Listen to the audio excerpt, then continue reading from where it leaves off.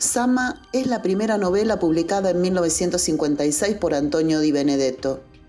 Sama aborda problemas que involucran a todo ser humano como la espera, el vacío, el poder impenetrable y la futilidad de la vida, en un contexto específico, la colonia española del sur de América. Y es así como cuestiona una identidad propia frente a lo ajeno, en medio de una agonía pausada, concreta y amenazante, dándole cuerpo a esta novela que, si bien es ficcional, tiene anclajes históricos en las descripciones contextuales que hacen de una época y sus tribulaciones.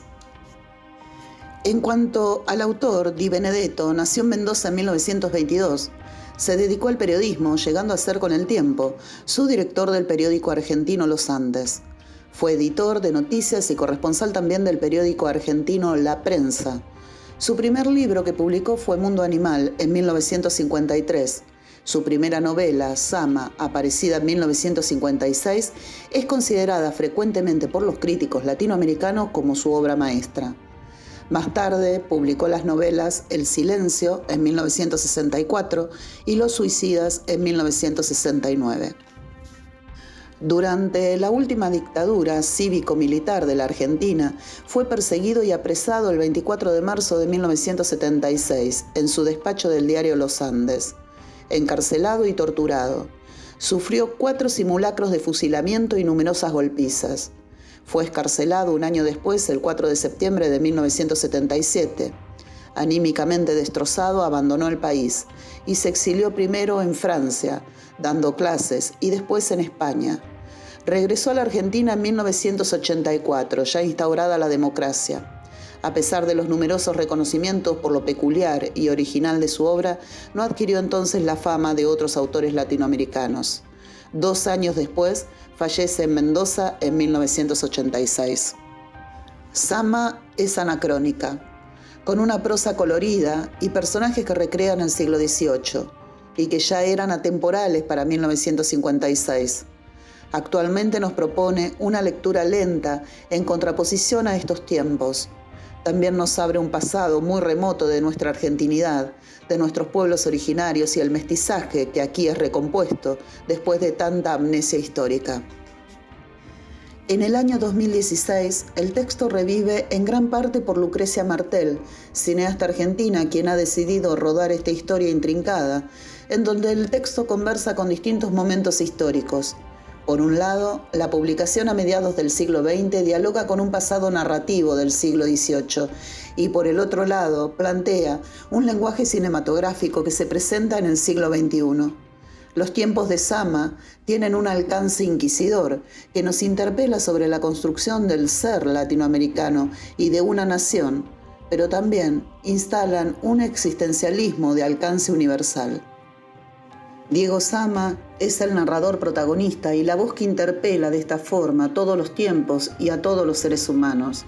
Saer en su prólogo inicial dice: Sama es por ciertos aspectos de su concepción narrativa comparable a las obras mayores de la narrativa existencialista, como La náusea y El extranjero.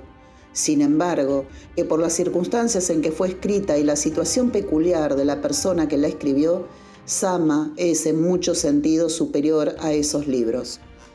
Sigue Saer en el prólogo. La estructura interna de Sama es aparentemente simple.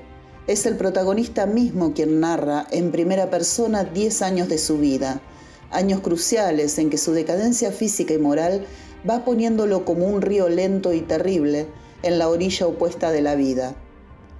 A las víctimas de la espera, dice la dedicatoria inicial, y se vuelve un absoluto que es imposible de eludir.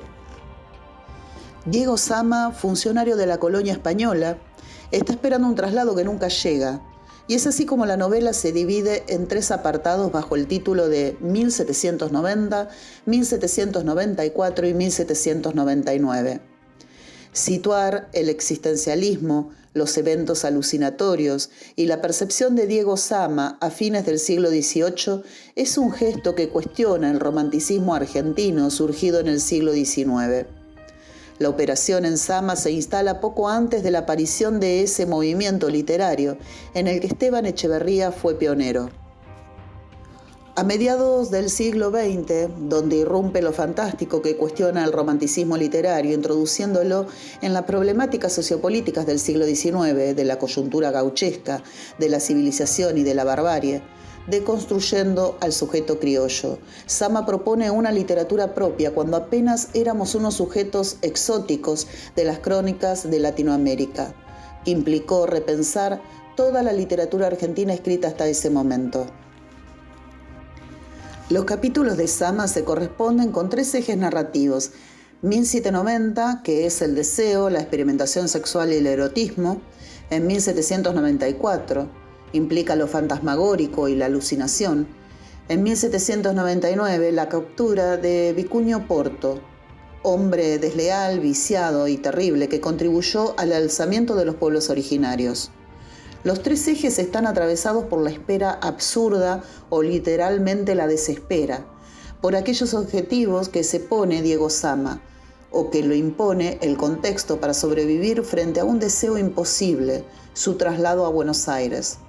En el transcurso de la novela, el protagonista comparte la pasividad, la aceptación frente a su destino truncado e incluso la versatilidad que suponen buscar otras metas para poder vivir en una espera insoportable que hacen del personaje principal una biografía de su decadencia.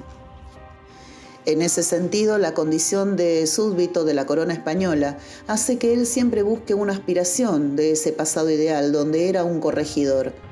Pero no solo no lo logra, sino que pierde de a poco su identidad. A este funcionario se lo ve todo el tiempo trabajando la espera.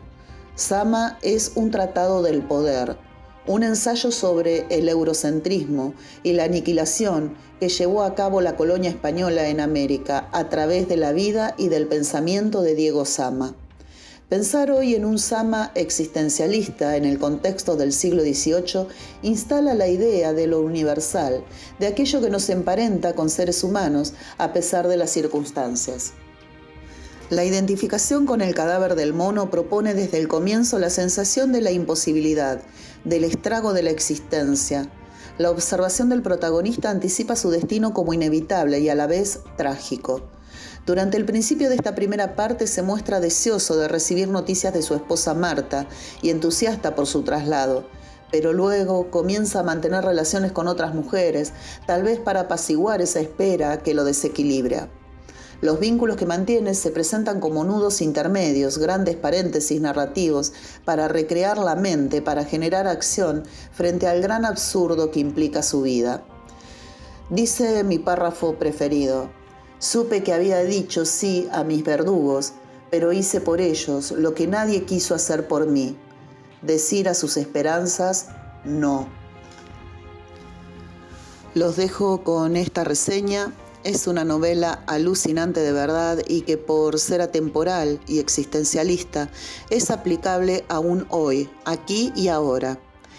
El film nacional producido por Lucrecia Martel lo pueden ver gratis en cine.ar. Gracias por escucharme hasta aquí. Nos encontraremos en nuestra próxima lectura.